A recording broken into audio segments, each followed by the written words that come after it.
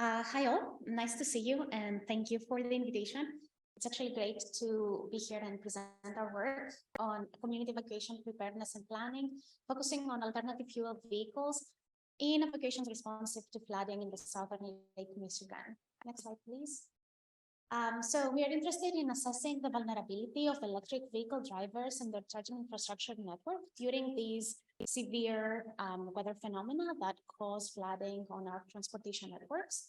We know that electric vehicles are an important part of the decarbonization portfolio of the light-duty transportation sector, but at the very same time, they are vulnerable during these extreme events because of their lower driving ranges compared to gasoline counterparts, sparse charging infrastructure networks, and time-consuming recharging processes. This means that electric vehicle drivers can be stranded in an easier manner than gasoline vehicle drivers. So what we propose here is a comprehensive vulnerability assessment that is crucial in enabling evacuation planners and emergency coordinators to be responsive to such events and know how to model and treat electric vehicle drivers in these settings. Next slide, please. So what we propose is coming up with evacuation routing for electric vehicles. In order to do that, we need to take optimization models that are used traditionally for planning of these evacuations and treat them in a way that will be responsive to the charging needs of electric vehicle drivers. So reroute them to access charging infrastructure, while also understand how the hazard intensity will impact infrastructure, the road network, and the chargers during these events. So if you can click, I think there's going to be some visual that will emerge. So the first task is essentially to devise some metrics that can tell us and provide information to the coordinators or the emergency managers on how vulnerable the system is when we are evacuating without any disruption versus when the disruption is actually happening in a no-notice evacuation. These metrics correspond to the changes in travel times, accessibility of charging infrastructure, as well as the percentage of people that are stranded during these events.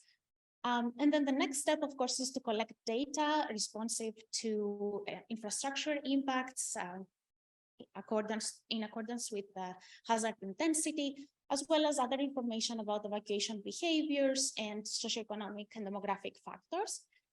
If you can click, I think this will appear. This is the second task, the data collection part. And the third one is the vulnerability assessment, where we essentially design these disruptions on the infrastructure network. We have disconnected parts of the road network as well as charging infrastructure that is non-functional. Next slide, please. If we implement this framework in Chicago, particularly in scenarios that are corresponding to low-risk flooding, where we're going to have 20% of the charging infrastructure caught in a power outage, non-operational, we're going to see that approximately 37% of the drivers will become stranded. This means that even though certain metrics of the network in the evacuation setting, as drivers head to these green sheltered areas that you can see in the map, even though these metrics are improving, so travel time decreases, that is because we have a lot of drivers being stranded.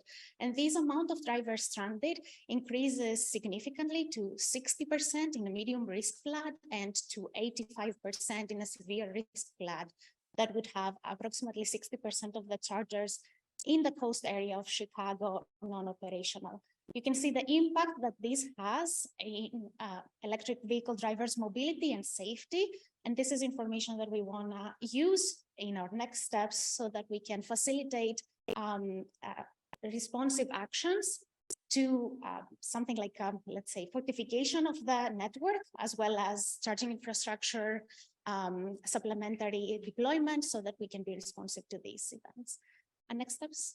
Okay, we need to accommodate modeling of seasonal effects on battery efficiency, and as well as come up with battery state of charge that is heterogeneous, collecting potentially data from the users in the network, and outreach to these communities so that we can understand better their needs. We have this paper accepted for a presentation in one of our transportation symposiums that is coming up. That's all. Thank you very much.